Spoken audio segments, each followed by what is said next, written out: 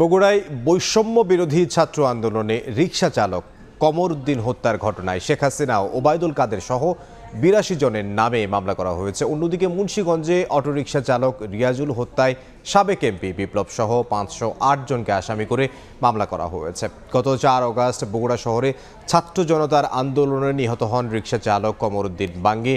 এ ঘটনায় তার স্ত্রী বাদী হয়ে বগুড়া সদর থানায় আজ সকালে মামলাটি করেন। মামলায় অজ্ঞাতনামা আরও ২৫০ থেকে ৩০০ জনকে আসামি করা হয়েছে। এদিকে মুন্সিগঞ্জে ছাত্র জনতার ওপর হামলার ঘটনায় সাবেক সংসদ সদস্য মোহাম্মদ ফয়সাল বিপ্লব সহ ৫০৮ জনের নামে হত্যা মামলা হয়েছে।